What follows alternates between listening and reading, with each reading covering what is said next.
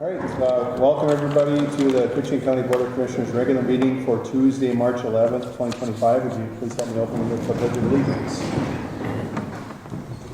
Pledge allegiance to the flag of the United States of America and to the republic for which it stands, one nation, under God, indivisible, with liberty and justice for all.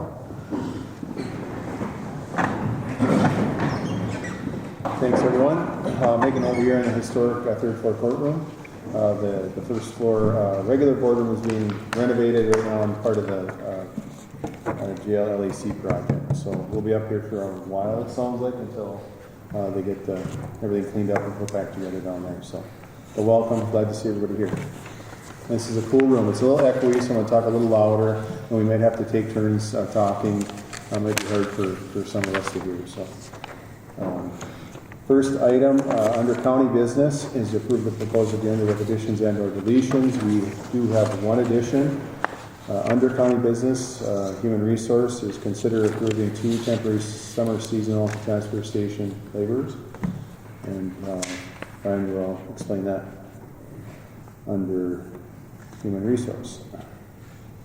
With that addition, there are no deletions, so Chair would accept the motion to accept the agenda with the addition. I'll make the motion. Thank you, Commissioner Roach. I'll second. Thank you, Commissioner McIntyre. Any discussion on the agenda? Hearing none, I'll call the question. All those in favor signify by saying aye. Aye. Aye. Opposed? And motion carries. Thank you. Next up is to approve minutes from the February 25th, 2025 regular meeting.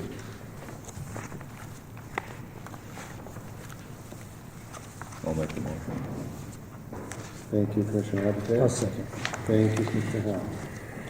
Any discussion on the minutes? Hearing none, I'll call the question. All those in favor signify by saying aye. Aye. Aye. Opposed? And motion carries. Thank you. Next up is financial business.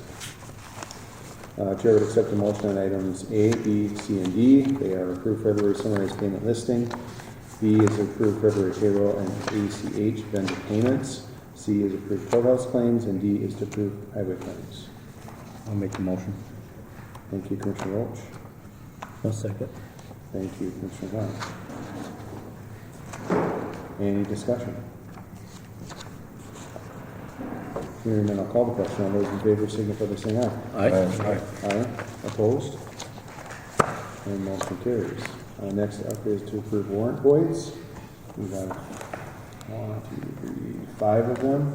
I think this is part of what John was working on the last time here. We have one void of $10, another void of $473.50, a void of $709.80. Another void for $110, and a void for $2,612.50. And affidavits are on record, and some of them are lost warrants or incorrect amounts, things like that. So, something like that. I'll make the motion. Thank you, Commissioner Hall. Second. Thank you, Commissioner Erickson. Any discussion on the voids? Hearing none, I'll call the question. All those in favor signify by saying aye. Aye. Aye. Opposed? And motion carries. Thank you. Next up, human resource. Mr. Johnson, how are you doing this morning? It's great. We'll show if there's any questions at all. We have several things to take a look at today. Yeah, human resources has been busy. We'll start off with a consider approval to post for the seasonal temporary. Yeah, we're seeking approval to post 3 summer student seasonal workers positions for the temporary seasonal worker policy. These positions typically run from Memorial Day to Labor Day. I believe we had two last year. I may be incorrect because I've been here a full year, but we had two girls and 2 students that were a part of that. It is budgeted position, I believe. Trent? Yeah, in years past, we typically reach out for 5. We have a hard time getting that for some reason. Last year we had 2 in the summertime. We had 1 that we hired in the fall. Paul to just help us out with some miscellaneous things. Years past, yeah, we average anywhere between 5 and 3, 2. Yep, it's budgeted. They work over the International Ball Shop. You know, if there's a need, they go down to any other shop, Birchdale, Wilman, Mispa, wherever they're needed. Thank you. So up for consideration is approval to post 3 seasonal temporary summer student highway worker positions. I'll make a motion. Thank you, Commissioner Roach. I'll second. Thank you, Commissioner Hill. Any discussion? Hearing none, I'll call the question. All those in favor signify by saying aye. Aye. Aye, opposed? And motion carries. Thank you. And you're going to look at for post full-time, part-time highway laborer. Yes, John Johnson has been doing it for the last 2 years, is not returning, so we are seeking to prove his separation and backfill his post and post the position. This typically runs from May to the end of October for seasonal. Okay, wishes of the board. I'll make the motion. Thank you, Commissioner McIntyre. Second. Thank you, Commissioner Erickson. Any discussion? Hearing none, I'll call the question. All those in favor signify by saying aye. Aye. Aye. Opposed? And motion carries. And we have a higher policy update, wage increase. Yep, so Personnel Committee had met, we had request to increase the temporary transport drivers for law enforcement $14.75. The Personnel Committee is suggesting $16.75 per hour. We also started looking at increasing the wages for the non-skilled and skilled workers. Non-skilled $14 to $15.50 per hour, and then the skilled will be $15 to $16.50 per hour. And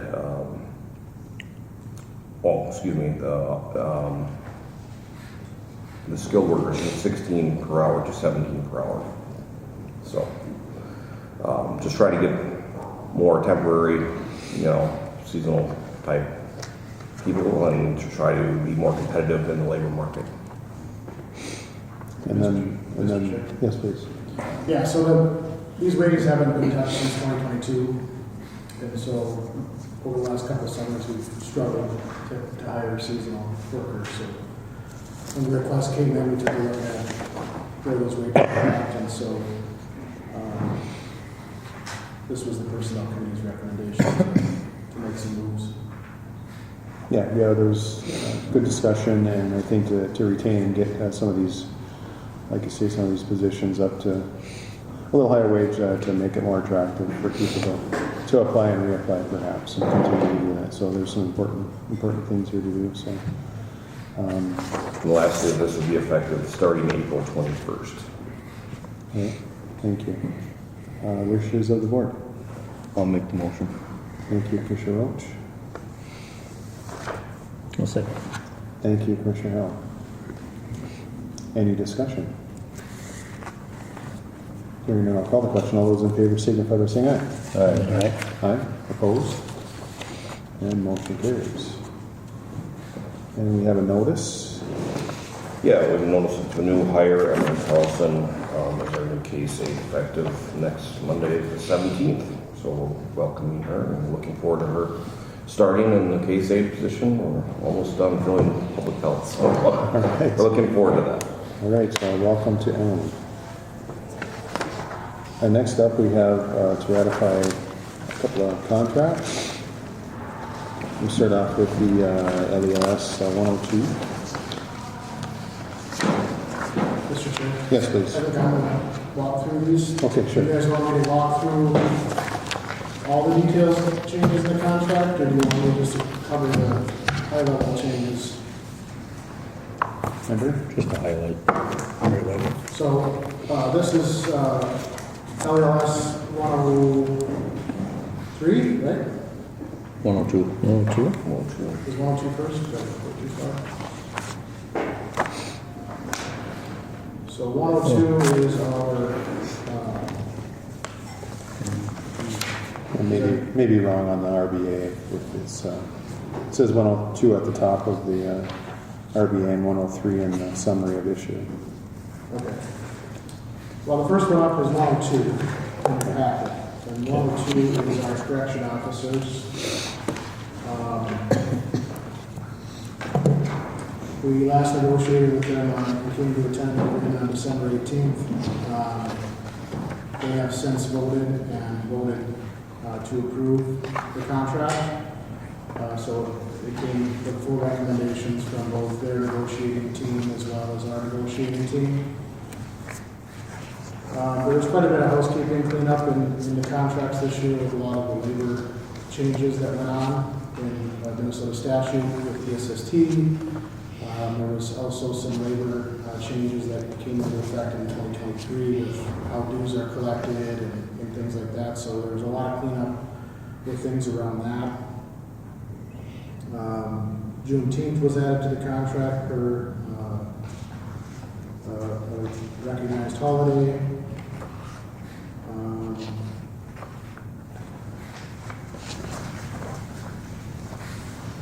Like I said, the ESST was added in several areas to make sure we're compliant with that with our language. We did negotiate, per statute, we negotiated with emergency workers such as corrections, law enforcement, highway, those types of things that if there is a public emergency, they can't use the SST for that reason. We need them to respond for public safety. So that was negotiated into the contract. Health insurance stayed the same. We contribute 100% to single coverage, and depending on the plan, 90 and 95% to family coverage for employees.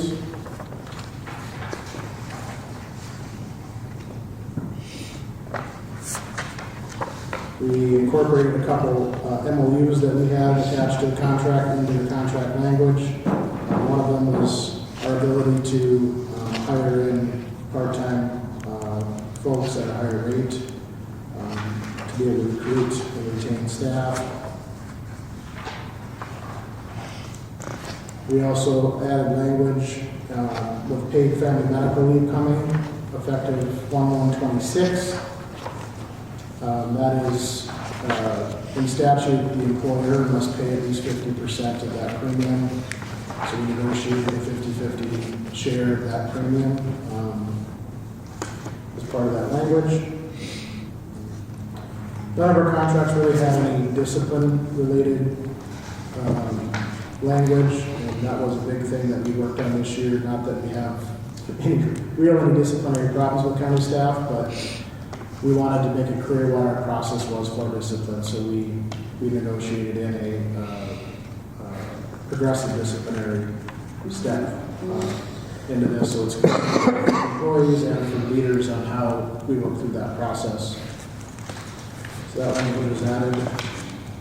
This is a 3-year contract, and it is retro effective back to 1/1/25 of this year. That's when our last contract expired.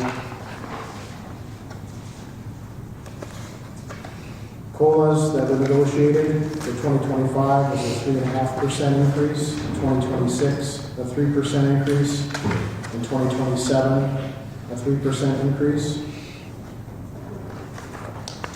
We also negotiated an increase in shift differential, so for staff that work night shift, they were getting, I think, $1. I think they were getting $1 in 2023. And starting in 2025, we get $1.10. In 2026, $1.15. And in 2027, $1.20 per hour for working those night shifts.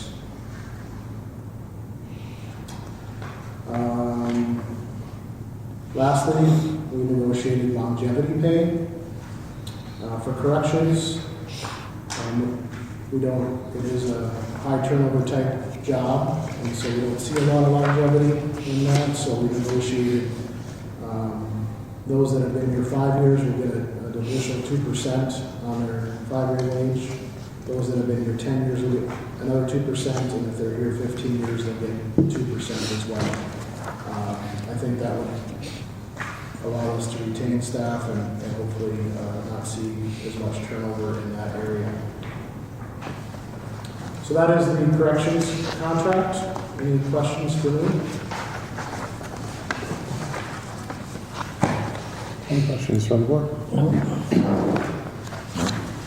Well, thanks for all the work on it and going through the process. It's a tedious process, but I appreciate everybody's patience and moving forward and getting to an agreement. So, it's always appreciated on I think from many different views. So we're asking the board to ratify the contract settlement with LLS Unit 202 for 25 through 27, as recommended by the board's negotiating meeting. You want to go over that MOU as well? It'll be a separate. Want to be separate? Okay. Motion. All right, wishes of the board. I'll make the motion. Thank you, Commissioner Roach. I'll second. Thank you, Commissioner McIntyre. Any discussion, questions? Hearing none, I'll call the question. All those in favor signify by saying aye. Aye. Aye. Opposed? And motion carries. Thank you. And now there is a special schedule agreement. Yep, so this is a document that was in effect with our last contract. It basically defines how we schedule employees and defines our overtime rate as related to compliance with the Fair Labor Standards Act. And so we're just extending the special schedule agreement through the term of this contract. We've also agreed to, both parties agreed to sit down and discuss this during the term of the contract.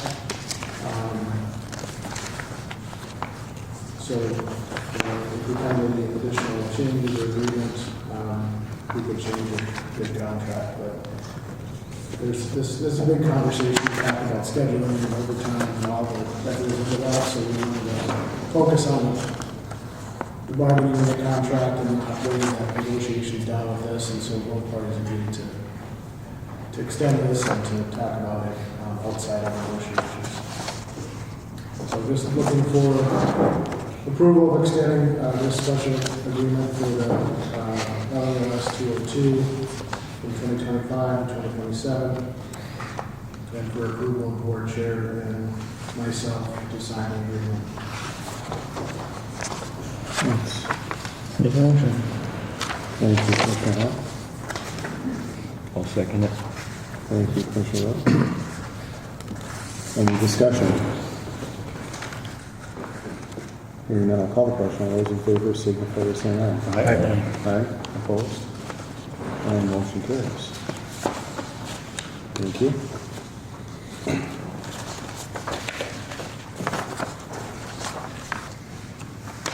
And next up, we have the 103.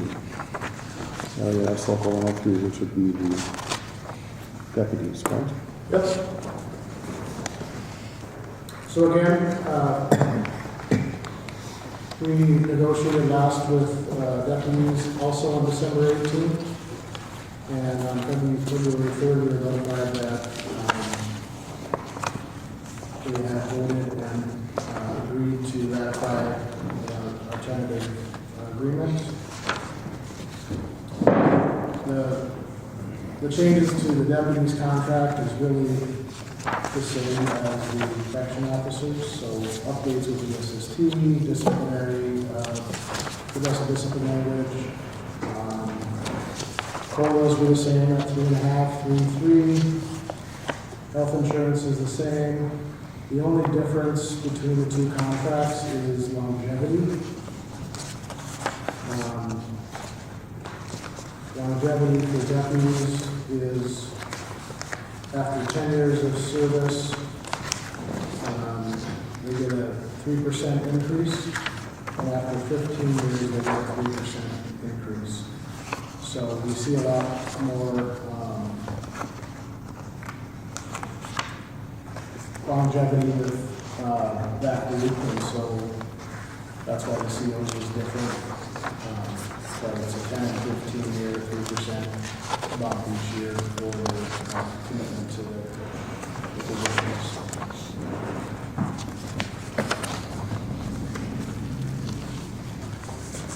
Right, wishes of the board.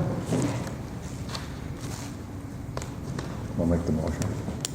Thank you, Commissioner McIntyre. I'll second. Thank you, Commissioner Hall. And again, thanks for all the work on this too. These groups met separately as well. Plenty hard. Correct. These are separate groups, so there were separate meetings, so there's kind of a lot of moving targets at the same time with all the groups going on at the same time. So we didn't all meet together, but negotiated separately with each group. So Good job. a lot of work. Yes. That's a dedication. It'll go easier next time for you. Any further discussion?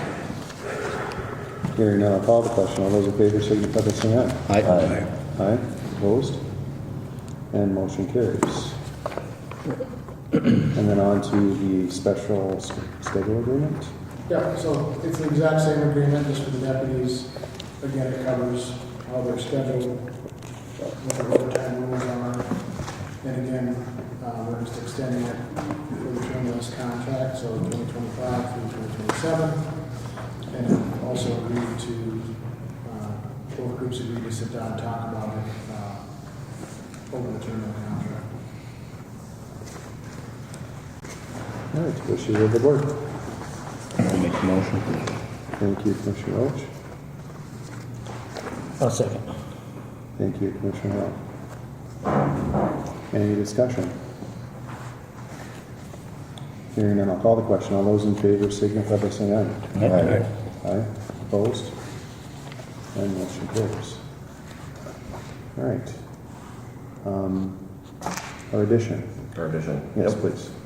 So we're seeking approval to post 2 temporary summer seasonal transfer station laborers due to seasonal uptick. This is something we've done regularly in the past. Last year, I believe we only filled 1 position. I don't know if Matt has anything he wants to add to that. He's here. But it is budgeted. Yeah, we just tried to, see what we get for applicants and try to fill them if we can. Certainly very helpful during the busy season. Thank you, Matt. All right. So for consideration is approval for 2 temporary summer seasonal transfer station laborers. I'll make the motion. Thank you, Commissioner Hall. I'll second. Thank you, Commissioner Roach. Any discussion? Hearing none, I'll call the question. All those in favor signify by saying aye. Aye. Aye. Opposed? And motion carries. Thank you. Thank you, Jeff. Thank you, Brian. Thanks. Have a good rest of your day. You too. Thank you.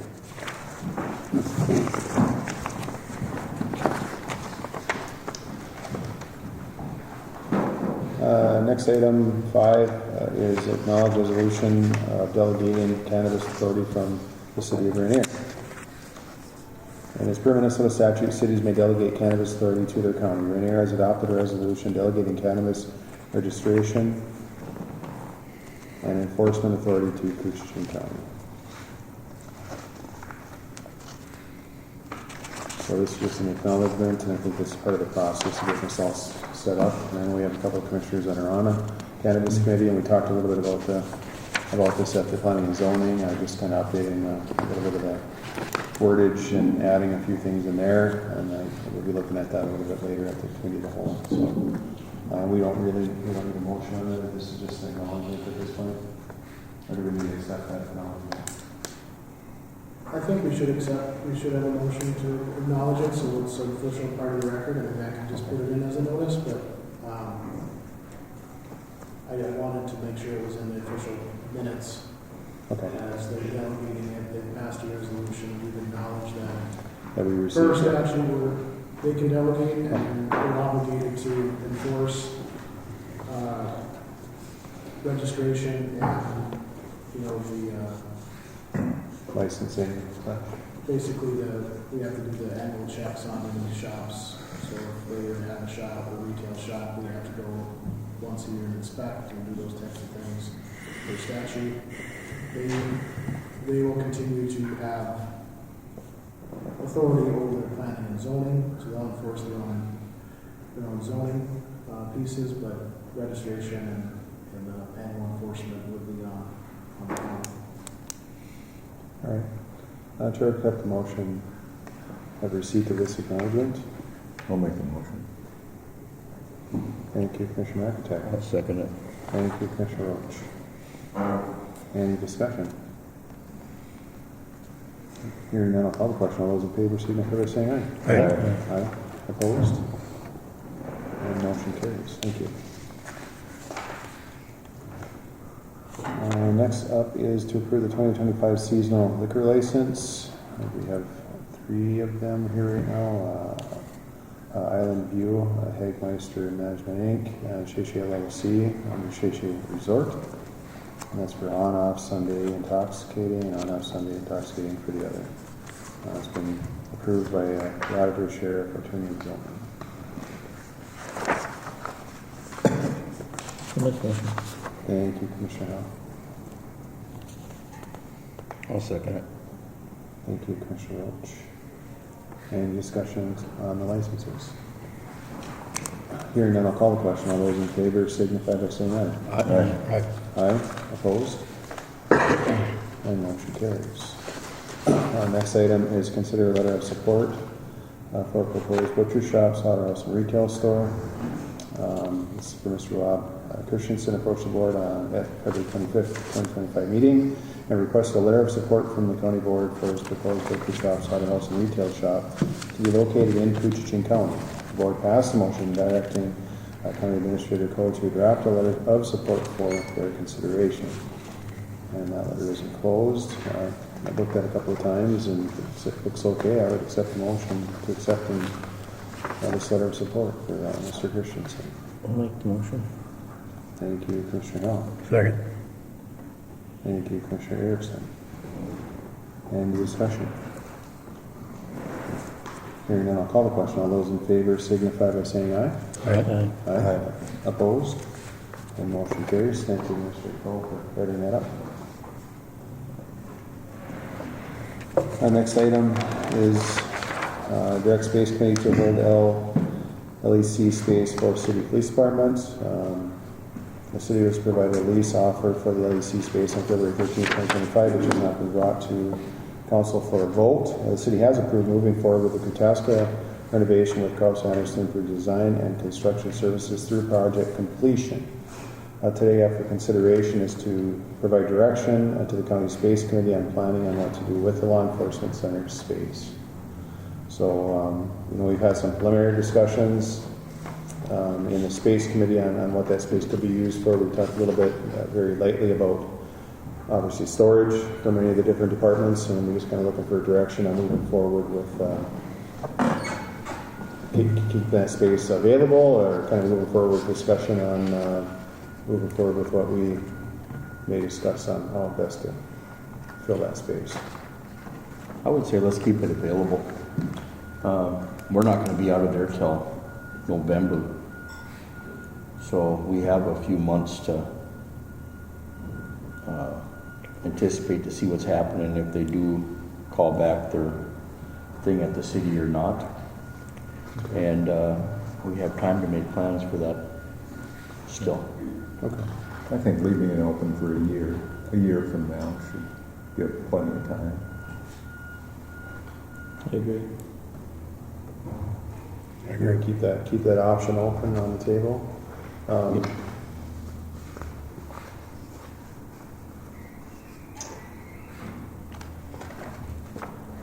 Yeah, we really technically haven't had anything back. This hasn't been presented, to my knowledge, hasn't been presented to the full council for consideration that I'm aware of, at least. And I've had no contact. I don't think anybody here, anybody's had any contact with the city about this letter that was sent so far. I think I had a response from the mayor, and that was it.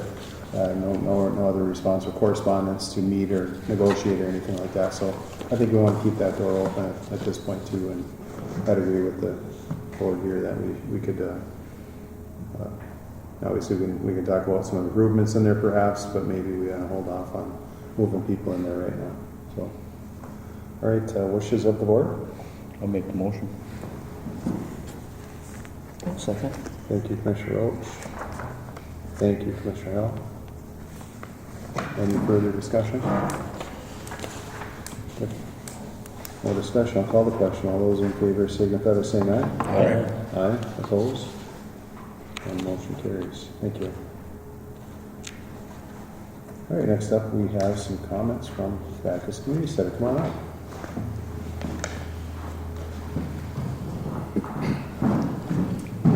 Morning. My name's Alyssa, and I'll be representing Lotus today. I'm the assistant over at Bacchus.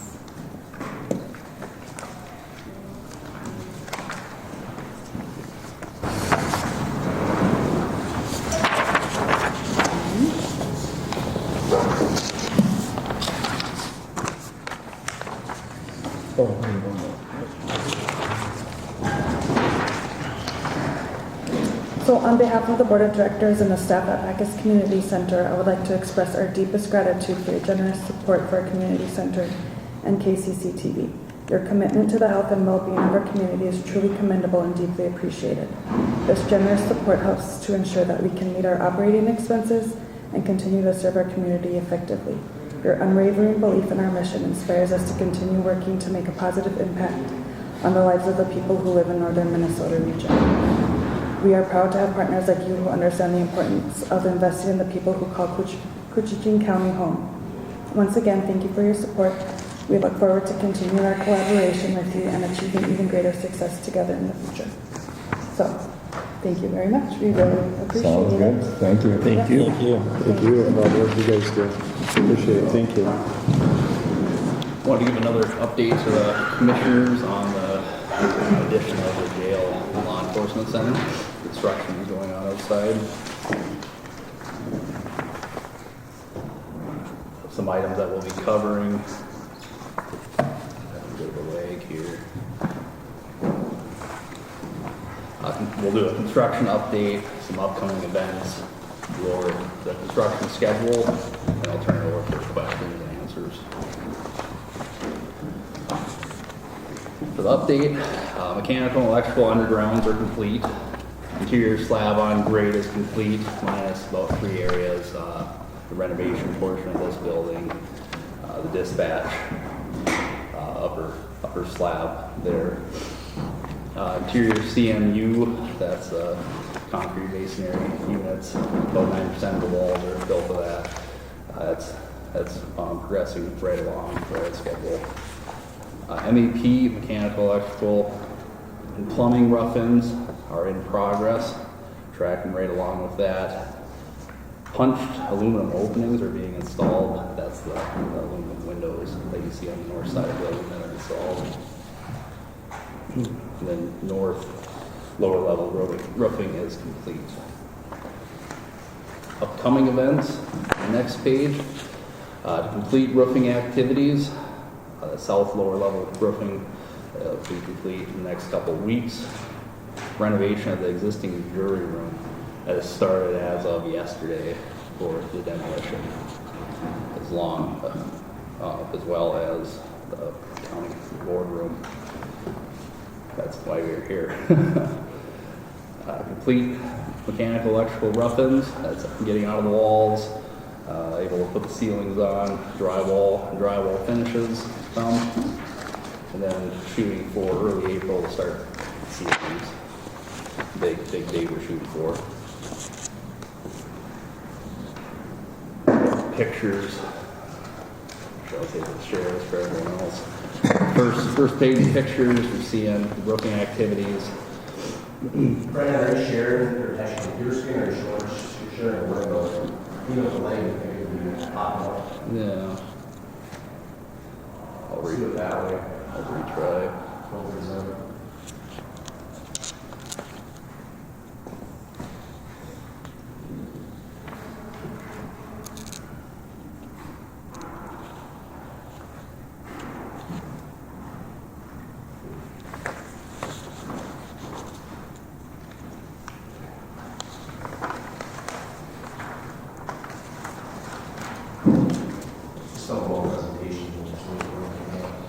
department.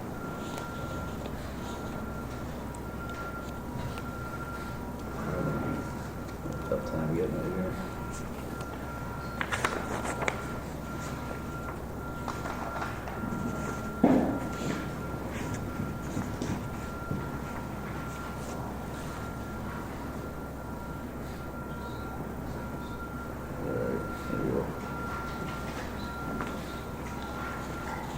Now we can see it.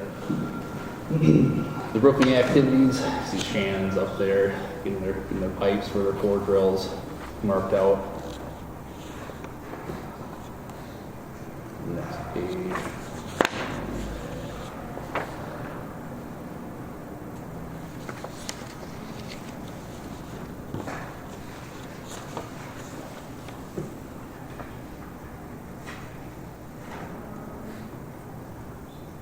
There we go.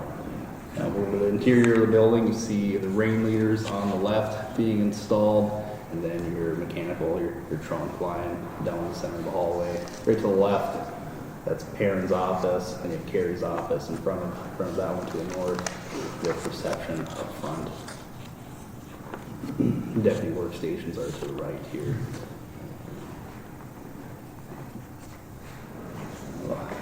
These are the detention frames for the front of the cells, or sorry, the day rooms. They're getting grouted in and filled with CMU. And this is a trench drain on the left in the sheriff's garage. And you see Davis drywall underneath Bradbury, installing drywall on the right. On the left is the south lower level roofing that I talked about, and then we have a skylight to add natural light above the day rooms on the north side of the building. This leads us into schedule. Currently, underground's complete, rough ends, mechanical, electrical, plumbing on the bottom of the schedule here are underway. We're tracking for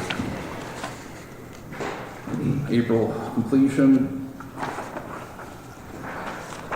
Punch openings are underway along with that south lower level roofing, followed by all of our finishes and painting. With Kyle, see that ceiling date of the 7th. Renovations, as we said, started yesterday, about a month ahead of schedule shown there. We were able to jump on that early, we appreciate that. So going to those renovations, can you just give us a little kind of breakdown of why we're doing that over there? Yep, so you saying specifically for the boardroom? For the boardroom and kind of what kind of tying into the building and things like that. Yeah, for sure. So the boardroom, poked our head above ceiling and we saw that there's a beam and some ductwork that are in the way of where Shannon's used to run some of the waste piping for the new bathroom that's on the second floor. So we're going to be demoing that ceiling and getting a little more scope at the POC meeting today. So that those bathrooms are part of the new jury area? Correct. Is that correct? Okay. Correct. Yep. That's why we're demoing portions of that as well. And it's a good time to do some other updates to that area too. It's going to be the cheapest time for the county to do it with crews on site. I see the windows are kind of getting pulled out there in that room now too. Yep. The infill, be a 2-hour firewall on each side. Okay. There. Yep. Yeah, with substantial completion of the renovations, we're tracking for that on top of the second level around that July.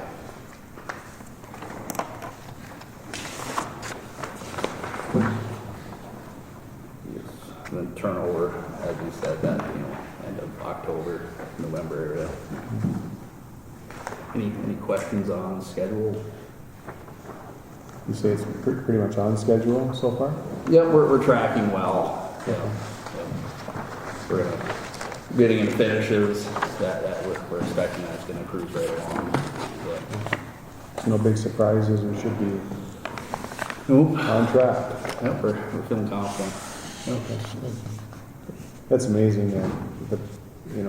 how quickly it's went, how well it's went, really. You know, we did tour here probably about a month ago, and some of the CMU was inside, you know, around some of the cell areas there and things, and some of the chaseways for the utilities and things. So that's really amazing how quickly it's went.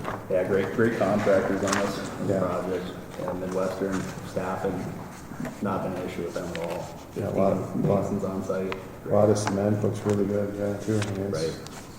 big work in there, wow. We didn't have a good masons, it's a disaster, but Yeah, yeah, very fortunate. yeah, it looks really good. So I have for the presentation, any questions? Keep up the good work. Yeah, Thank you. thank you. Have a good day. Thanks.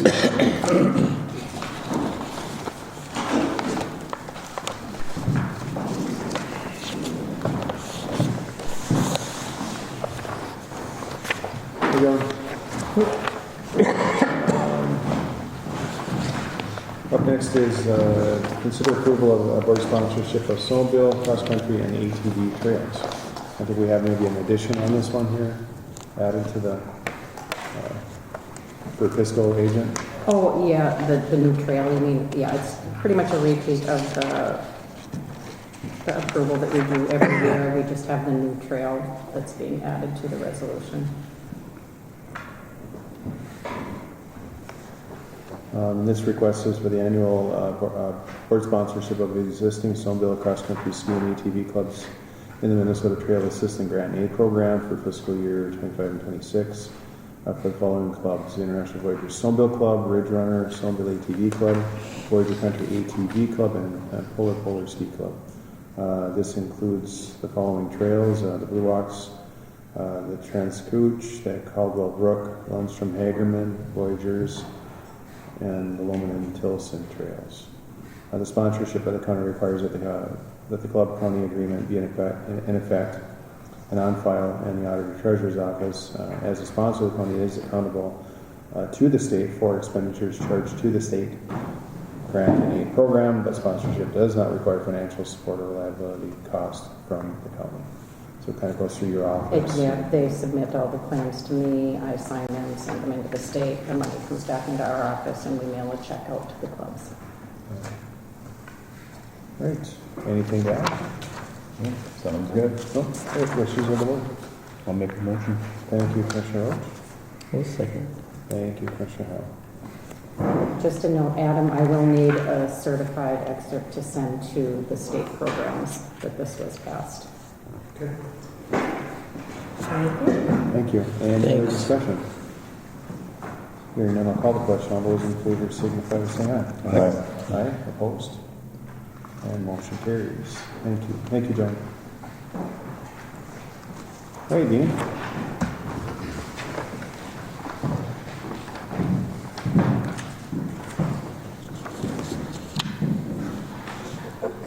You're looking at some quotes for the AC. Yes, what this is for the west side here of the courthouse. This particular would be a ductless system like we did up on the third floor here in these office spaces here.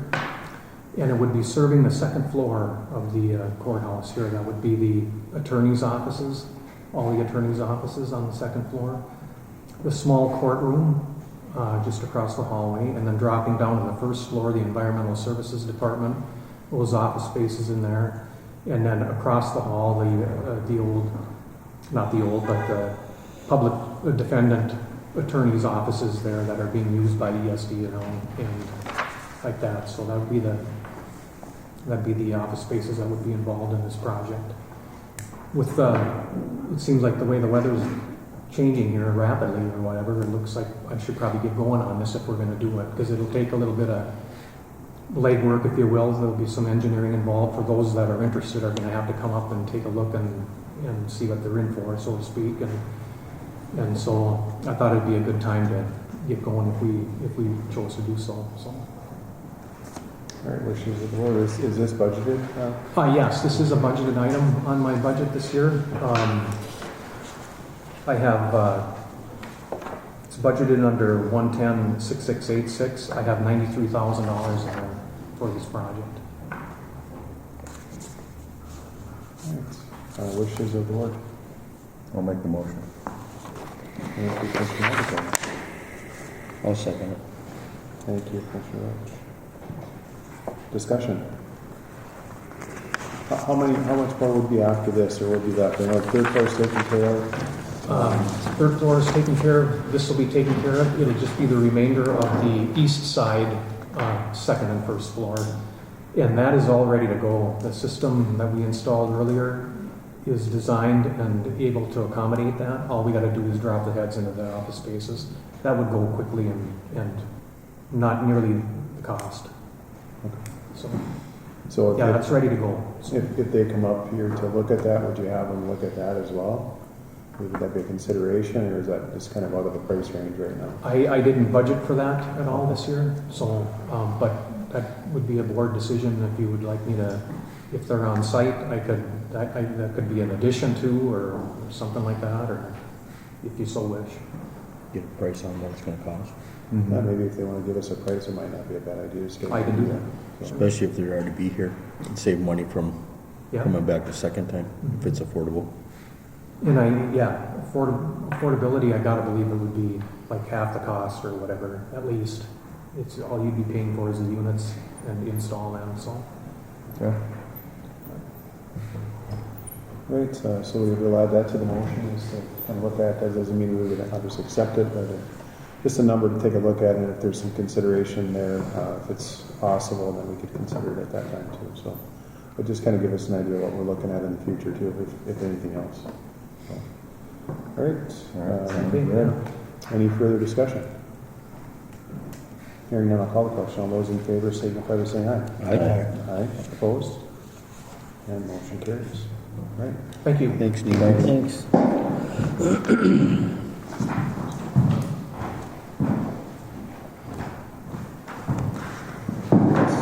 Hi, John.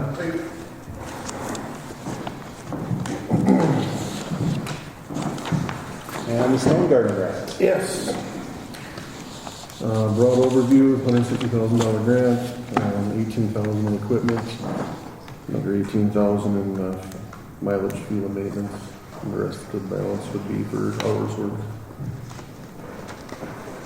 And this covers some of the border security, and it ties in with that a little bit, and it kind of includes the city as well, within this year, it looks like. Yep, right now, I think the border patrol is only running a day shift. They're short on people right now. Okay.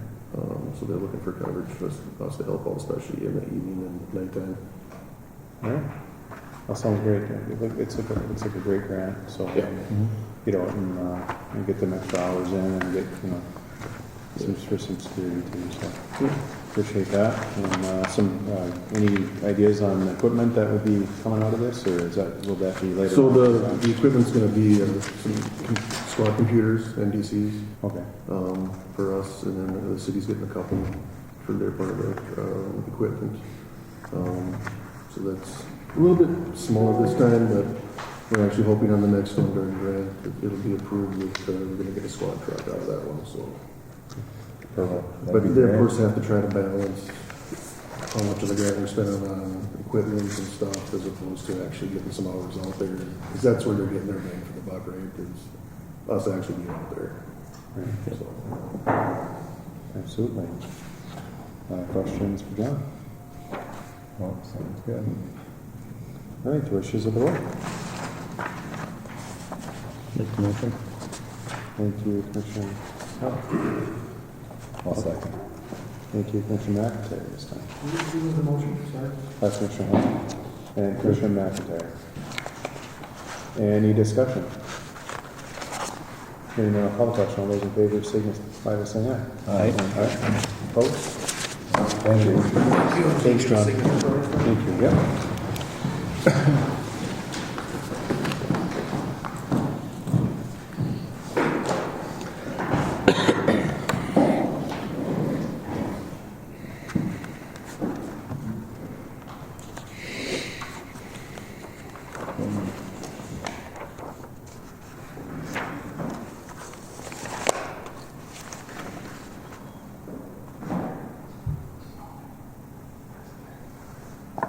Thank Thank you. Thank you.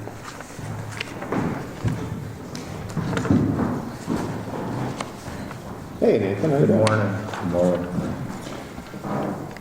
And you're having a forfeiture request. Yeah, so this is a repurchase request by the former owner on a recently forfeited property down in the North Home area. You can see the specific legal description there. So the former owners paid all delinquent taxes, penalties, and assessments that were due on it. So this is just part of the process. So when the county board approves it, then we submit state deed application to the Minnesota Department of Revenue, and then they'll issue a state deed back into this gentleman's name. So Thanks. much preferred path versus having to put it up on auction. So No, absolutely. This is a great way to go right now. You know, to get the utilize the property and get it back and get some good use out of it too. So. I just seen that unaware, and I'm wondering how that happened, but lack of attention. it doesn't check the mailbox, I don't think. So Wishes of the board. Make the motion. Thank you, Commissioner Hall. I'll second it. Thank you, Commissioner Roach. Any discussion? Hearing none, I'll call the question. All those in favor signify by saying aye. Aye. Aye. Opposed? And motion carries. all right, thank you. And now we're going to move a shelter. Yeah, so the next item here is we had a request by the International Voyagers Snowmobile Club. They want to put a snowmobile trail shelter on some county administered tax forfeited land in specifically it's southeast southwest of section 31, township 70, range 22. So this should not be a problem, no issues. It's going to be built on skids, so if we ever needed it moved for whatever reason, they can hook onto it and move it out of there. The specific area out here, there's kind of a hairpin 90-degree corner on the snowmobile trail, so we've got some logging going on in that area right now. So the loggers have they cut that corner off so there's a better line of sight, and so they're going to do some clearing here too for the snowmobile club so they can site this building here. So Thanks. Yeah, it's nice to pull off. It's on a little dry spot out in the middle of the swamp. Yeah, it's kind of with the east of the County Road 119 area out there. So yeah, they have kind of I guess you want to call it a shelter. It's a 3-sided building basically right now, currently just east of here that, they've got a little fire pit, but it's actually in the swamp. So like Commissioner McIntyre said, this will be a more weatherproof building, and it's up on higher ground. So. Yeah. Sounds good. Wishes of the board. I'll make the motion. Thank you, Commissioner McIntyre. Second. Thank you, Commissioner Erickson. Discussion. Hearing none, I'll call the question. All those in favor signify by saying aye. Aye. Aye. Opposed? And motion carries. All right, Thanks, thank you. Nathan. Thanks. Right. Well. Morning, gentlemen. Good morning. So looking at doing some upgrades to a conference room, getting some communication and stuff in there? Yeah, this is something actually that Tara and Justin had been working on. Unfortunately, Tara can't be here today. She was unexpectedly out today, so I'm going to do my best to muddle through the presentation of this. What it is, it's an upgrade to the conference room up in the public health unit. The conference room up there is exactly what it is. It's a room with a table in it. What this does is make it a room that can be utilized for teleconferencing. It can be used as a base of operations for emergency response stuff regarding public health. The cost of this will be completely covered using COVID grant dollars. A little history about that COVID grant. It came in the end of 2021, the beginning of 2022. And they gave us a boatload of money, like $300,000, but it was supposed to only be used for vaccine response. Well, that came in at the end of, vaccine response was basically done. you'd already gone through the first round of shots, the first round of boosters. That's when the big demand was there. So we were sitting there going, how are we going to be able to spend this money? The state actually heard that, so in 2022 they split it off and said you can use it for recovery efforts. Well, did our best to try to spend those funds down with the recovery efforts, and it was still difficult to spend. Now they've expanded it a little bit to where we can use it for different things, like we were able to use it for that Credible Minds. We're able to use it for this conference room. The thing about it is it has to be tied specifically to the public health unit. It can't be, like, we couldn't do something over at the courthouse with it or anything like that. Even on, like, other floors in our building, it has to be where the public health unit is located. This will obviously be able to be utilized by everybody in the building, but that's where it has to be located. Like any type of grants or funds that you get from that the state administers, they are going to have rules upon rules upon rules of what and where it can be used and things like that. This was one that Tara was able to get approved. She's received a lot of no's with different requests that she's put in for use of these funds, but this is one that they said yes to, and it's something that'll bring technology that we don't currently have in that building. We have a mobile unit in the building, but other than that, this is an actual conference room that can be utilized as an emergency operations center, which would have been very nice to have during COVID or any of the other responses that we did, especially during the flooding and things like that. So it's quite a large dollar amount. When you look at it, it'll be 100% funded by COVID. I think it's a little over $36,000. I gotta grab my RBA. I figured it out. So, That sounds pretty reasonable. Yeah, and installation is done, $36,649. That's with all of the equipment, and I can't speak to the technical aspects of that. I'm not a tech guy like that, but Justin looked this over. He requested the quote, and he's in support of this as well. He thinks it'd be a good use of the funds. But yeah, it's roughly 19,000 something in equipment, then the installation costs, and then an additional 6,500 would give us a 3-year warranty on all that equipment for repairs and anything like that. So the ask here today is for us to be able to use those COVID dollars that we will if we don't use them, we will use them in March of 2026. They will, the state will just take them back. So the ask here is to be able to use those dollars in the amount of $36,649.28 to get this room upgraded and able to be used for all the different activities that we can use it for. So it looks like a lot of cables, some TV, some audio, things like that. Yeah. It'll be a full conferencing room. There'll be a TV on the wall. The original quote came in, and they wanted to put a 75-inch TV with the original quote, and Tara looked at that and said that's too big for that room. People will get seasick. So it's a 55-inch TV in that room that will be put in. It'll have audio capabilities to where you can have people teleconferencing and you can have them on the screen. Everybody's going to be able to hear each other. Hear and see and all that. Hear and see and everything. Yeah. It looks like about $19,000 worth of equipment. Yep. Shipping, handling, mileage, things like that. And the installation costs and these things. So Yeah. a lot of it's equipment. And to get you up to speed over there. It would be great to have a room for public health specifically for any type of odd emergency that might pop up where you got to be on staff and meeting regularly. So that's probably a pretty good use of the funds. Wishes of the board. I'll make the motion. Thank you, Commissioner Roach. Second. Thank you, Commissioner Hall. Any discussion? Hearing now, I'll call the question. All those in favor signify by saying aye. Aye. Aye, opposed?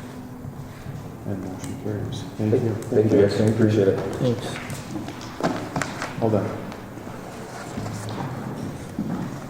Anyway. Hi, Trent. Morning. Seems like we don't see you for a while, and then when we do, you've got a list. It looks daunting. It'll go fast. It'll go fast. All right. First item of 7. Renew limited use permit 3606-0021 So if you guys remember, last fall, we went through this process already. This particular one is for the snowmobile trail adjacent to Highway 11. So we sent in our request and our signed limited use permit. They reviewed it and decided they wanted to add additional language to it. The additional language includes, if they decide that they want it out of there, or we decide to terminate the contract, we would be responsible for any removals of structures or whatnot. Makes sense. And then they also included some civil rights language in there as well. Nothing out of the ordinary. Yeah, so this would be to authorize the county board chair and the engineer to sign the LUP drafted by MnDOT and pass a board resolution approving LUP 3606-0021. Again, this is for the snowmobile trail adjacent to Highway 11 East. By the Clark Park area? What's that? By the Clark's Park area? Yes, it goes past there. There's a crossing at County Road 20. There's another crossing by County Road 23. And then, where it goes adjacent by Clark's Park. And then the crossing at the,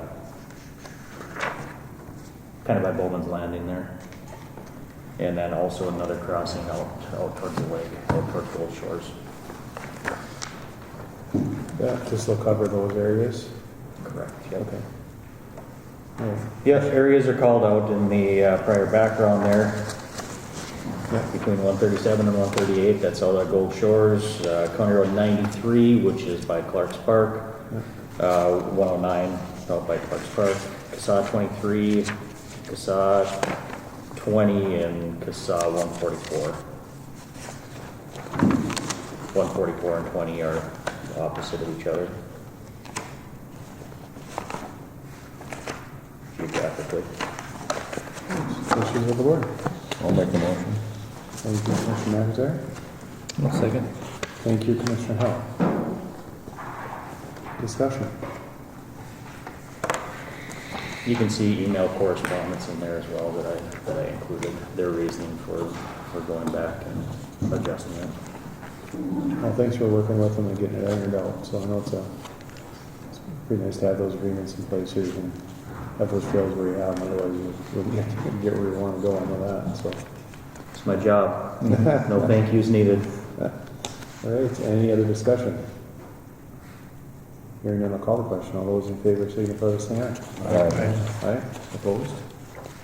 And motion carries. Thank you. Item number 2 would be renew limited use permit 3606-0022 with MnDOT. Same scenario.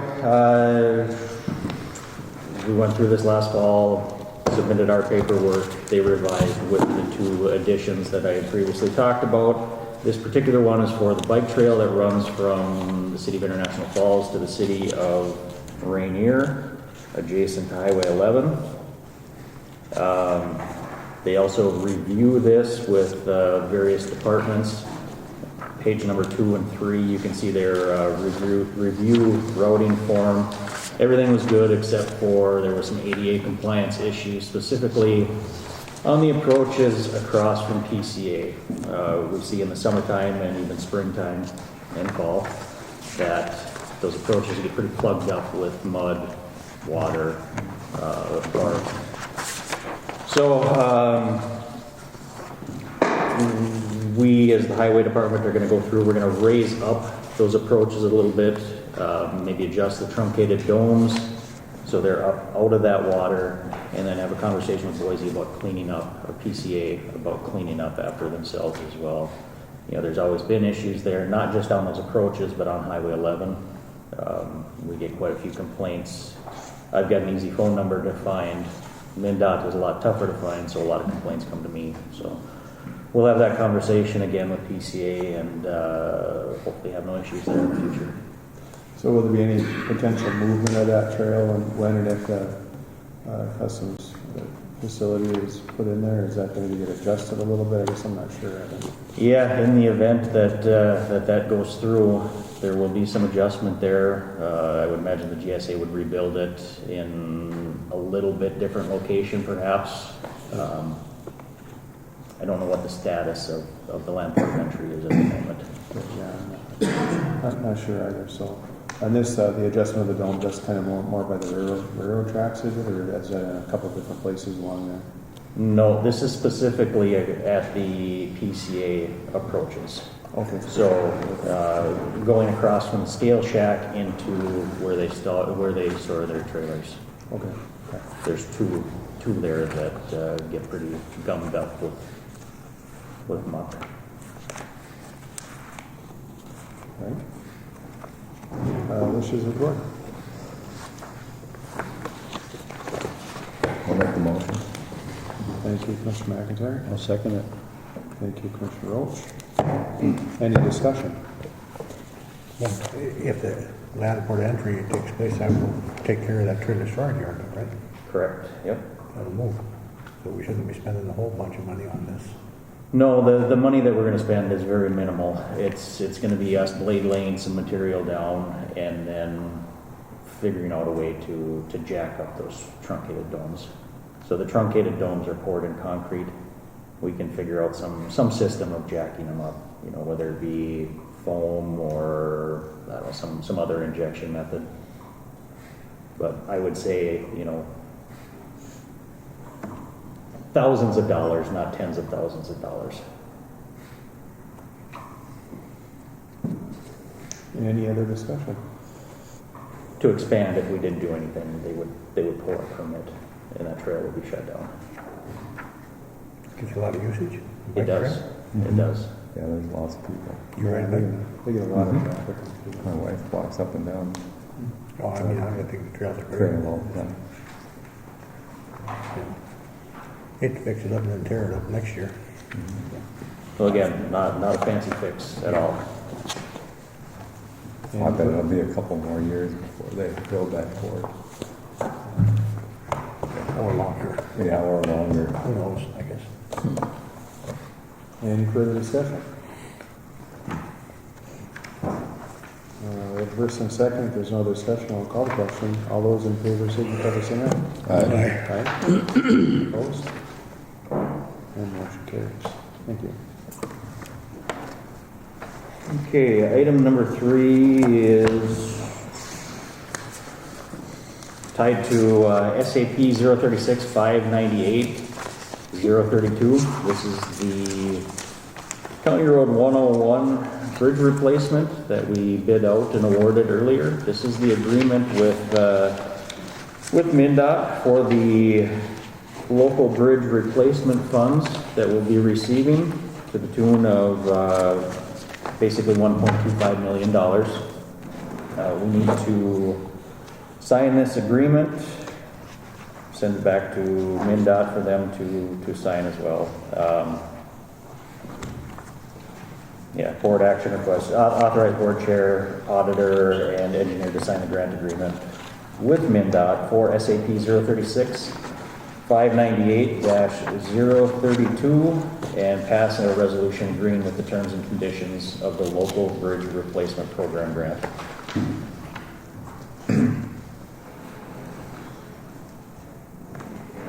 And that's slated to go along with some local county funds for... Correct. We will be using local option sales tax funds for just about $600,000, $589,000. The local bridge replacement funds are approximately $1.25 million. And that's slated this summer, correct? Correct. Correct. As soon as the road limits go off, they'll be out there working. This project in particular has, of course, the bridge replacement, but also a bypass road with a temporary bridge.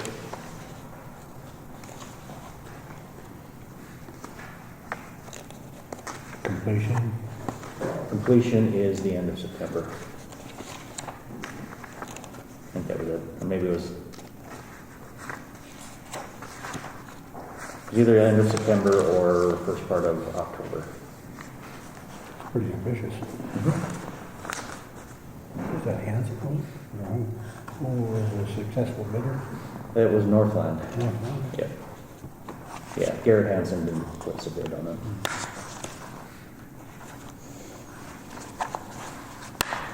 Great, wishes of the board.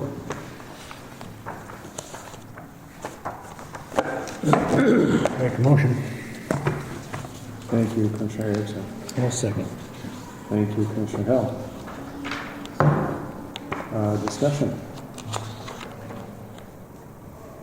Hearing none, I'll call the question. All those in favor signify by saying aye. Aye. Right. Aye. Opposed? And motion carries. Thank you. All right, item number 4 is just our seasonal bids. We do this every spring. We want to seek bids or quotes for fire trucks. If we need additional trucks hauling gravel. We have a larger graveling project, propane, of course, and nuisance beaver services. Make the motion. I'll second. Thank you, Commissioner Erickson. Thank you, Commissioner McIntyre. Any discussion? Again, just so the public knows, just because we get authorization at this meeting doesn't mean it's going to go in the paper immediately. I usually hold back a little bit, specifically on, well, actually on all 3. You know, propane, our contract doesn't run out until midsummer. Hired trucks, you know, usually in April I'll reach out. Same with nuisance beaver in April. All right. Any other discussion? Hearing none, I'll call the question. All those in favor signify by saying aye. Aye. Aye. Opposed? And motion carries. Thank you. All right, item number 5, and we can have some discussion on this as well. So, as we talked about earlier,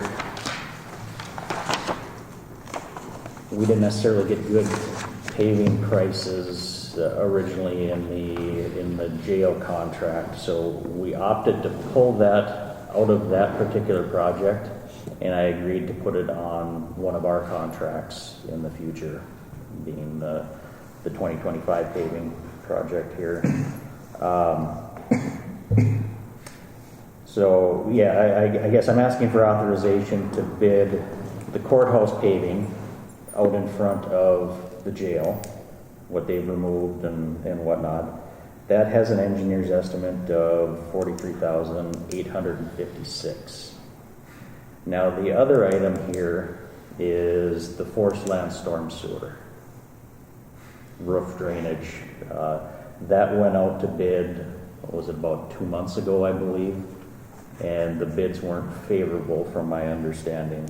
So it was requested, ICS came to me and asked if we could put it in our contract, which I'm not against.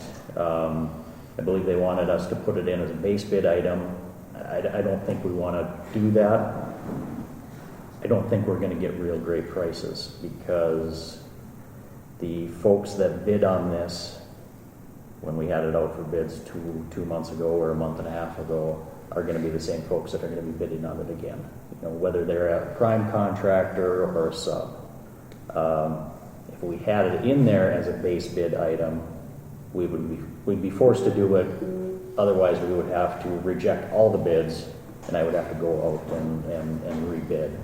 If we had it in there as an alternate, I can reject that, or sorry, you folks can reject that bid, and we don't have to reject the full contract. I believe the POC met on it, and there really was no consensus as far as if we wanted to do that or not.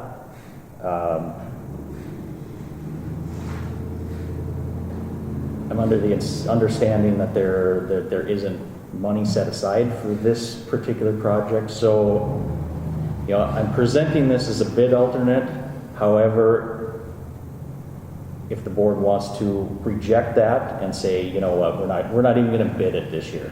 We're not going to, you know, waste our time with it. I would be certainly open to that as well, and only bid the courthouse paving project. And then that's correct.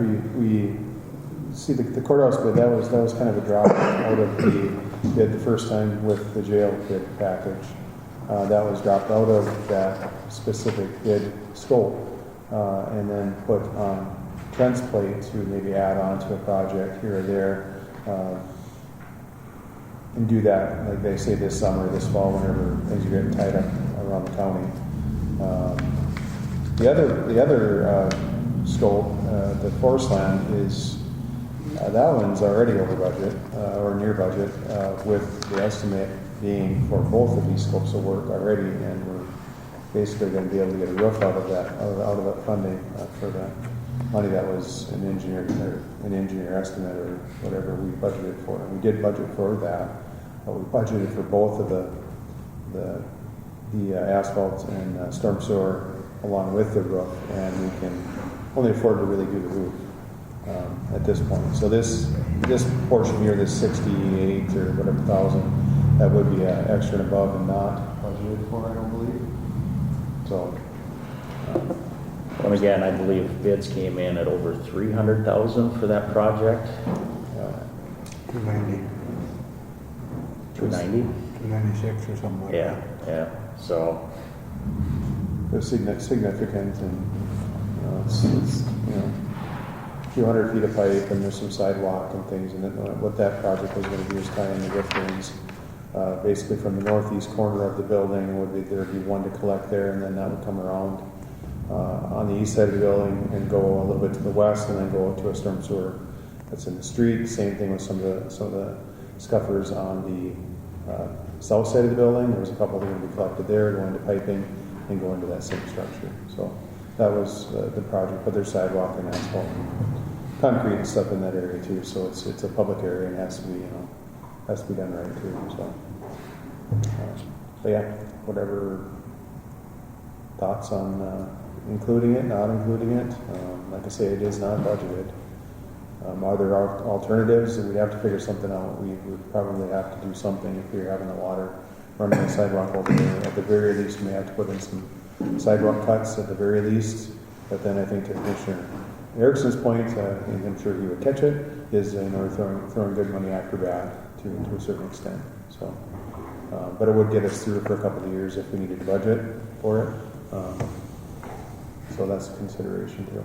To be clear, I don't have a better answer. It's just,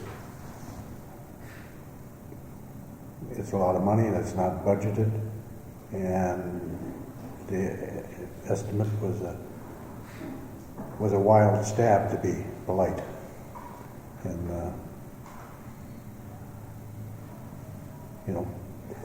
this other part of it is just in front of the new building. correct. Yeah. So we've got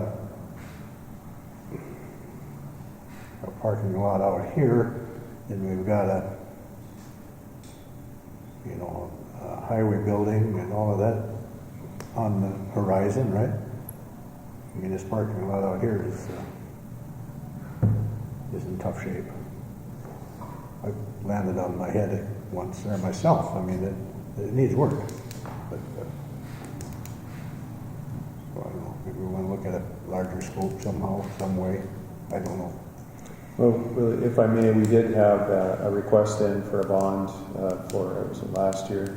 It was about $980,000. But with that $980,000, you have to match that $980,000. That parking lot was part of that project. So I think we're on somewhat of a track to, if that, and there's obviously some work that needs to be done over at the HHS area there anyway. And there's no sense in doing parking lot sidewalks over there until the roof gets fixed. But I do think that it should be piped properly, so it could definitely be part of a smaller part of a bigger project. I think that we could lump together with potentially the highway department building, along with the parking lot out back here, along with some sidewalk and stuff up over there that would make sense to do after the roof is done, and get that calmed down a little bit, and then kind of go from there. So, and obviously we have to have funding to be able to support that too, which we don't really have this budget cycle at least. So There was grants available also for tank removal out here. Yep. fuel oil tank removal. Yep, and we can tap into all that and kind of lump it into one project. But there's a lot of things that are moving at the same time, and, you know, the LEC obviously is in play along with, you know, Trent's building, which has to be, you know, something has to happen there, it has to have a home to go to, and then we can, obviously the heating system has to be plumbed over from the other, so there's a few steps ahead of what we're looking at doing, which is gonna be significant spending there too, so. But I'm Yeah, I'm definitely not open. downplaying the water off the roof or anything like that, but I don't think that we're gonna get away from a slip and fall problem just doing that alone. I walked over here this morning from Smoky Bear. I walked cross country because I didn't want to be on the sidewalk. It was a pure ice. It's pure ice. You know, so that's, I don't know, I just wonder if we shouldn't tie everything together somehow. Well, one thing to note, that the 43,800 is budgeted. Right. That was part of the project, the jail project, to get that asphalt laid down over there. So that is it is covered at least. Or the jail line. For part of the jail line. I mean, what would be the cost to ask for bids on it, and then, you know, obviously, I expect that you're right, that it'd be rejected, but I mean, it's just drawn up plans, The forest land sewer, storm Yeah. sewer. So the plans are all drawn. ICS did that already. It's, you know, if you continue to bid and reject things, you kind of poke your contractor in a unprofessional way, I guess. And if we're not going to do it, then why are we bidding it?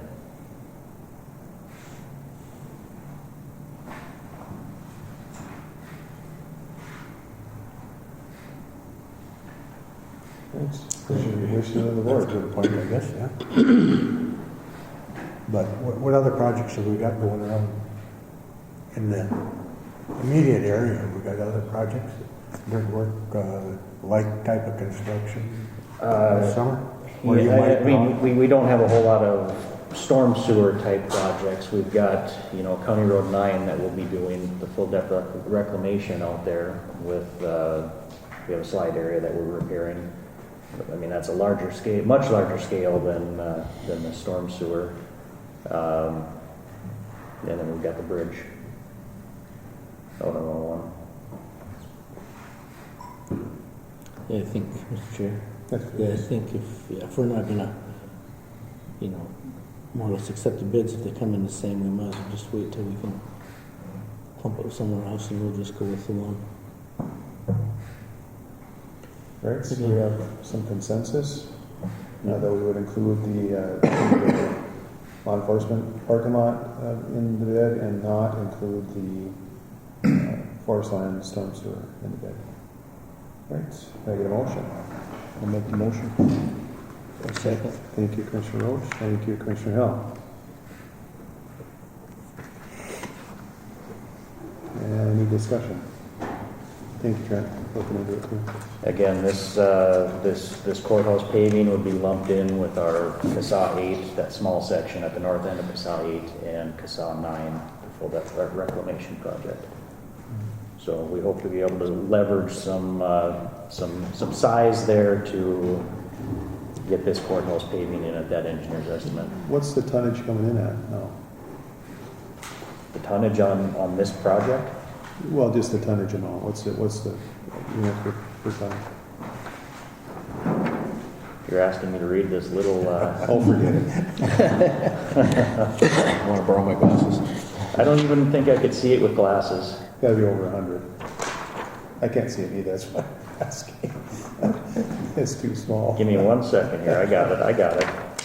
It is, say, 116, is that? No. That's the where. I think it's 40 and 15. I think that's 38.5 and 15.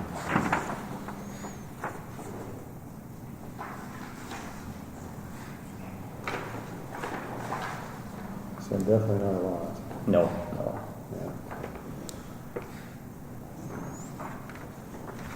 Yeah.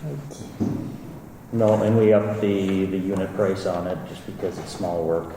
It's a tight area, you know, so.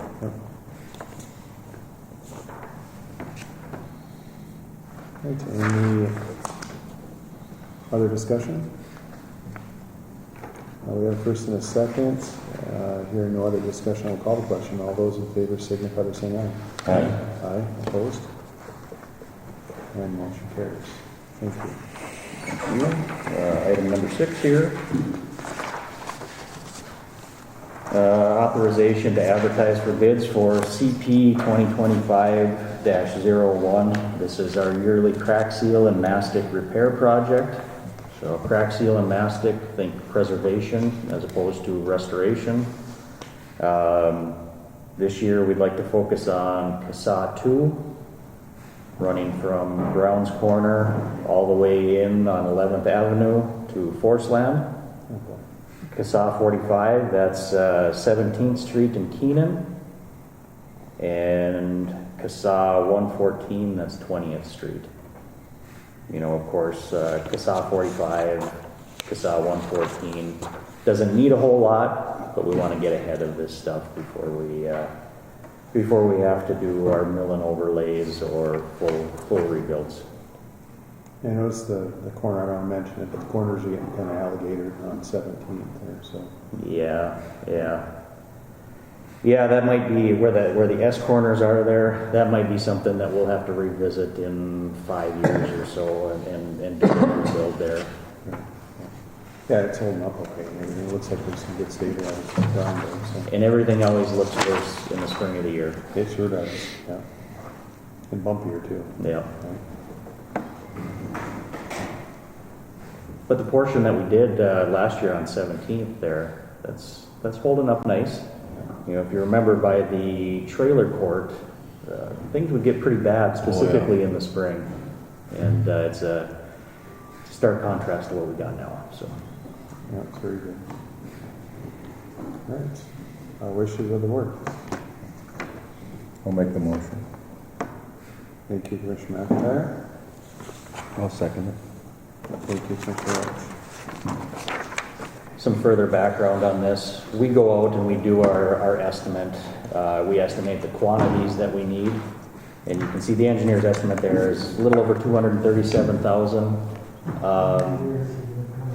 What those folks bid on the quantities is what we stick at. We don't go over the quantities. So if we've, I guess, misrepresented our quantities a little bit, maybe we went under, we just go until we're done and that's it. If we go over, we'll pick a road that's fairly close to the area and have them just work until their material runs out. So this is a not to exceed, basically. Basically, yeah. Okay. Good to know. All right, any other discussion? Hearing none, I'll call the question. All those in favor signify by saying aye. Aye. Aye. Opposed? And motion carries. And finally, this last one is authorization to advertise for bids for CP 2025-02. This is our 2025 striping project. You know, I know I've talked about going to epoxy in the past. We talked about it during the budgeting process, and that number always makes me sit up straight in my chair and slide back to using latex paint. So at the moment, this is to bid for latex paint. We're looking at CASA 1, CASA 4, CASA 10, CASA 30, 85, and 118. I think it's about 50 some miles here. Yeah, about 52 miles of striping. Again, our program has us going around every 4 years and hitting an area. So we split it up into quarters and address it that way. Federal Highway Administration is putting their thumb down on us a little bit for making sure that our pavement markings meet proper visibility, reflectivity. So we're developing a plan for that. It won't be implemented until 2026 though, I believe, so. Going to be some funding available for that mandate?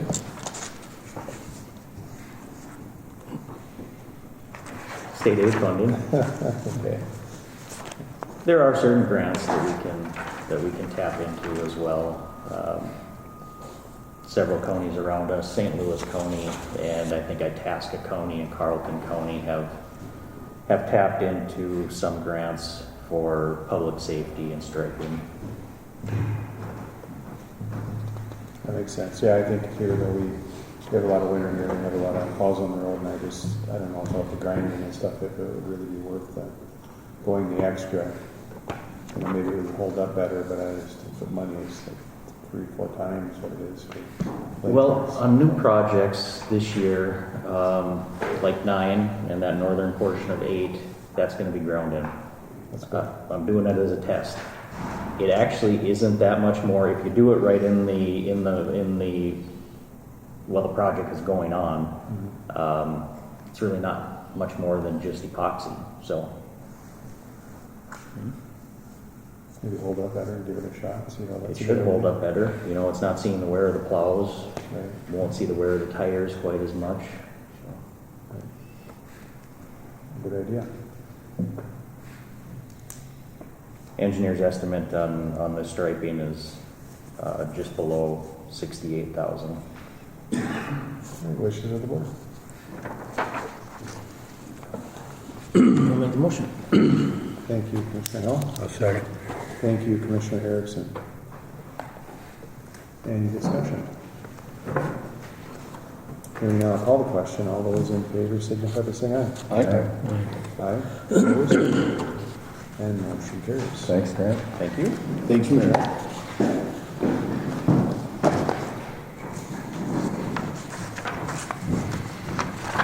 Hi, Matt. Hey, that trend was going to be quick. I'm just teasing them. Usually gives me a hard time. A lot of stuff to go through. I already did before you got here. I also decrease in paper. I think Trent's got a trick there. You know, make the prints so small that you only use one piece. Nobody can see it. Somebody asked you a question. No worries. So we got some annual and then some new stuff here, Matt.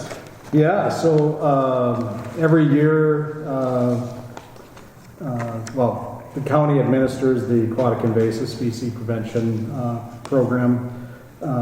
We receive roughly $115,000 from the state that helps to fund AIS activities. Part of the process, and I bring several different agreements to the county every year. This is one where it's the always there staffing. They provide the temporary hires for the inspectors. They're the inspectors for AIS at the landings. And so this is a contract with always there staffing that we have every year. The one thing I will say on this contract, so I base the hourly rate based on our temporary hire wage. And I know that today you just changed that. So this contract will be changed. It says it's on Exhibit A, hourly rate. It starts at $14 first year, and their hourly bill rate is $19.88. So I'll change that. I believe it's $15. 15 or 15. Yeah. And I try not to go over whatever the temporary hire for seasonal workers is that the county has. So I'm not competing with the county. Many other counties go much higher to try to get staff because it's hard to find staff for these positions, but I've been reluctant to do that. But anyways, the contract will be adjusted here to reflect our current temporary hire. So just looking for authorization to enter for me to enter into the staffing agreement with Always There Staffing to provide DNR trained AIS watercraft inspectors for the 2025 season. I wish you were the board. I'll make the motion. Thank you, Commissioner Hall. I'll second. Thank you, Commissioner McIntyre. Further discussion? Hearing none, I'll call the question. All those in favor signify by saying aye. Aye. Aye, opposed? And the motion carries. Thank you. The next item on the agenda I have is approve a memorandum of cooperative agreement for implementation of the Rainy River, Rainy Lake Comprehensive Watershed Management Plan, and reaffirm the appointment of Commissioner Hell and an alternate to serve on the policy committee for said plan as outlined in the agreement. So we've been working over the last couple of years on this one watershed, one plan, and this is the final stage, or we're in the final stages of getting it approved by Bowser, and the attached cooperative agreement for implementation is required for us to receive implementation funding.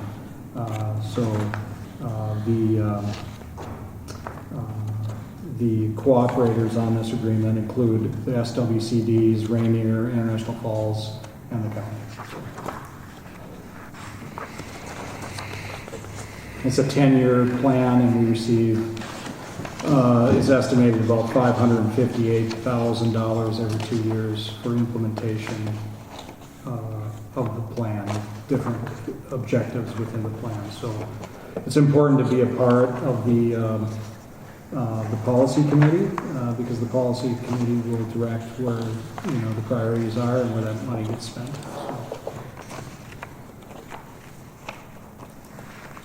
Next wishes of the board. Make motion. I'll second that. Thank you, Commissioner Hall. Thank you, Commissioner Roach. Mr. Chair? Yes, please. Is that motion just to, That will include him as an appointment, and then I think HBL is fair on that. Pardon me? I think you're the alternate already? On the Rainy River, Rainy Lake? Yes.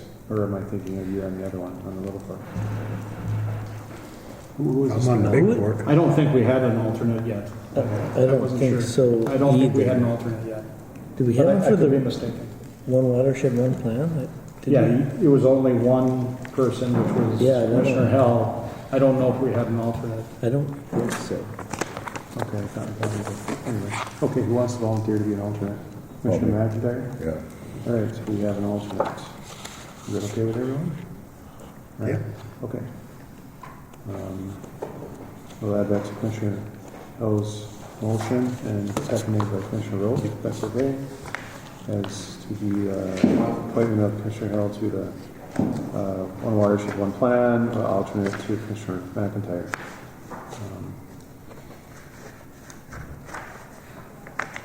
Any further discussion? Hearing none, I'll call the question. All those in favor signify by saying aye. Aye. Aye. Opposed?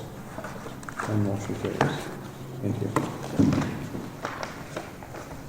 So the next item is approving a memorandum of agreement for development of the Little Fork River One Watershed, One Plan. So on this planning effort, we're just at the beginning stages of developing a plan. And so we're going to have a memorandum of agreement to say we're going to work on it with the other cooperators. This is just for the planning part of it. Once the plan is complete, then we'll get to that implementation agreement that we just, like we approved on the Rainy River, Rainy Lake, One Watershed, One Plan. So we did this on the Rainy River, Rainy Lake plan. We did this agreement to get the plan done. And I would recommend that we do the same because this is just the process to get it done. And we received planning grant dollars. So there's an application that goes out for the planning effort. And we received 100% of the funds to pay for the plan. So no county dollars were used for creating the plan. So this is going to get to the stage that we're at with the Rainy Lake One Watershed and One Plan already. This is just the next step of the overall. Yes, this is just to get the plan done on the Little Fork, and again on this one we appoint a commissioner and an alternate to serve on the policy committee. And again, I think it's important to be involved to help guide the planning effort, is to try to identify what priorities are important within the watershed. So being involved is important. All right, wishes of the word, any volunteers? I'll volunteer if you want to be the Yeah, I'll be on. alternate. I'll be on. And he's gonna be the alternate. You're gonna be on the little part? Yep. Okay.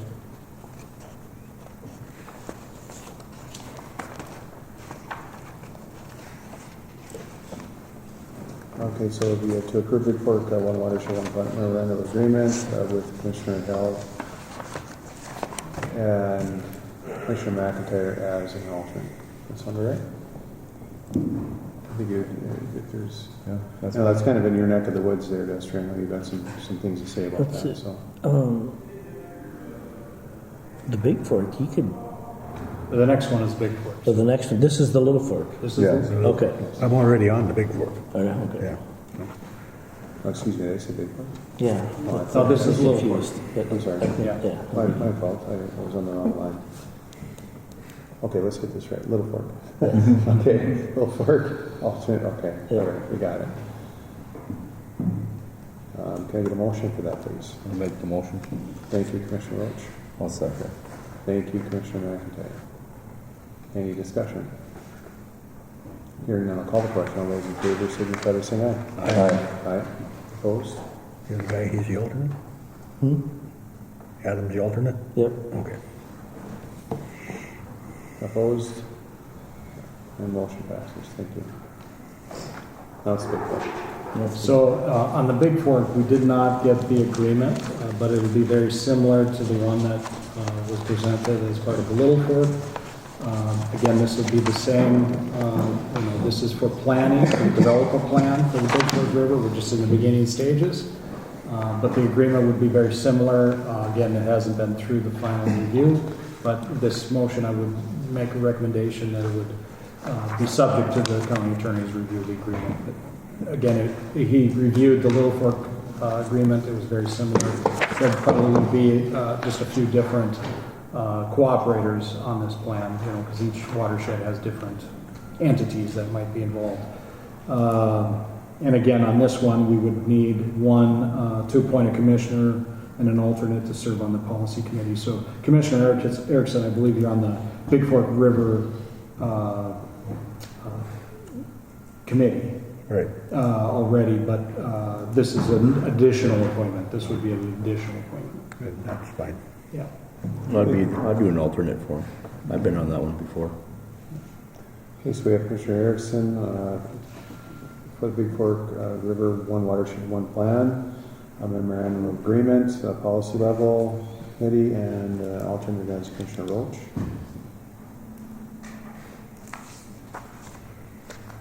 Any discussion? Hearing now, I'll call the question. All those in favor signify by saying aye. Aye. Aye. Opposed? And motion carries. Thank you. Mr. Chair, Please. who was the motion and second? Commissioner Erickson, or excuse me, yeah, who was it? We didn't have one. Oh, excuse me, well, let's have the motion. I'll make the motion. I'll second. Okay, thank you, Commissioner McIntyre, so he's getting long. Yeah. Thank you, Commissioner I tried to get you going faster. Thank you, Commissioner Cole, for noticing that. All right. Okay, so we have a motion by Commissioner McIntyre, second by Commissioner Hell, for the Big Fork One Watershed One Plan. All those in favor signify by saying aye. Aye. Aye. Opposed? And motion carries. Thank you. Thank you. Have a good day. You too. Right, so we have some board info from St. Louis County, some HUD information that was in our packet. Next up is public comment. Do we have anybody in person or online for public comment?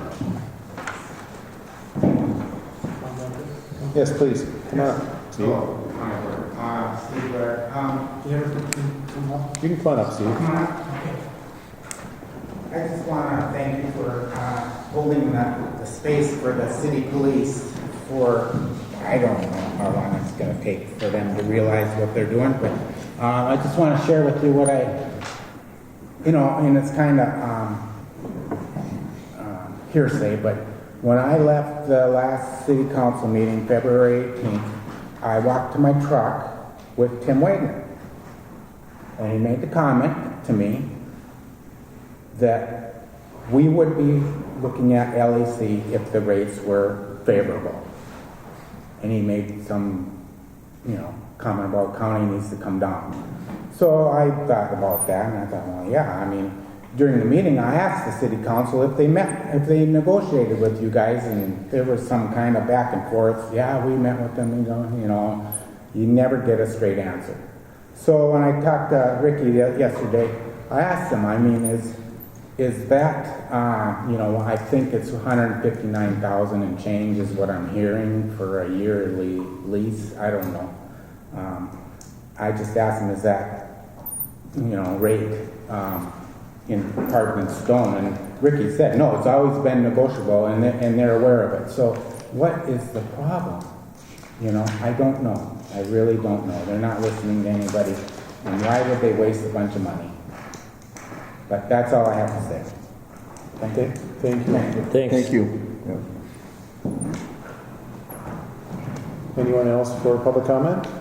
In person or online? Great. Hearing no other public comment, we'll move to round table on committee updates. Anybody have any information coming up here? I know there's a lot of stuff in motion right now, so there's not a lot to report on at the state level because we're still meeting and stuff. I mean, we have had some correspondence. Administrator Coe and I with the Senator Hofstrahl's office about maybe some discussion this summer about some of our needs perhaps for the following biennium. One of those discussions is the lost local option sales tax possibility for some funding to help with the jail financing, and some of the other committee updates as far as public health. I know Derek's on top of that and watching it very closely, and then some of the other stuff with the federal government that's coming down. It may affect some other committees that we do sit and serve on. So, but there'll be more to come as time goes on, I'm sure, with that. So, just the funding deals, and it is of some concern, but I really think that it's going to be worked out, and it'll all kind of get leveled out here when this time goes on too. It's a little bit of a shake-up right now for some of those committees that we sit on, but anybody have any specific committee updates? No. I was at the Northeast Minnesota Home Consortium meeting, last one, whatever that is, February, I believe. And, we're represented by myself and Larry Davison. Yep. And he does a good job. They don't know about funding, of course, with the federal. That's where it comes from. And then they've got the director from, and I forget his name, but he's retiring, so there'd be some shake-ups there. But it would be nice to get some of that projects going up here. The Alexander Baker was one of them. I guess they had some money in that, but I think they're in a state of flux. If they don't get funding, nothing is going to happen. So the other thing I went to was the Northland Progressive. They had the lady from the Upper Red Lake homeowners there. They drew 50 people into Northland for an update on the legislation about returning land. And basically they're broke, they're out of money. And but as of last week, whenever that meeting was, they don't have, the bill itself doesn't have legs this year yet, but she thought it might, and catch, and they're watching that. But I thought it was interesting that just because there was a presentation to Northland Progressive, who voted to give them $1,000. I'm not a voting member, but I wouldn't have voted without authorization from the board here anyway. But that was interesting. They drew people from quite a distance, 50 people, to express their concern about that. So there's a handful of people around International Falls that have places down there. out of state. They were getting people. Any other updates? Adam, or anything? Great, if there's no other updates, no other business, all the business, we covered everything? All right, well, good work, everyone. If there's no other business, I would ask for a motion to adjourn. I'll make the motion. Thank you, Commissioner Roach. I'll second. Thank you, Commissioner McIntyre. All those in favor of adjournment, please say aye. Aye. Aye, opposed?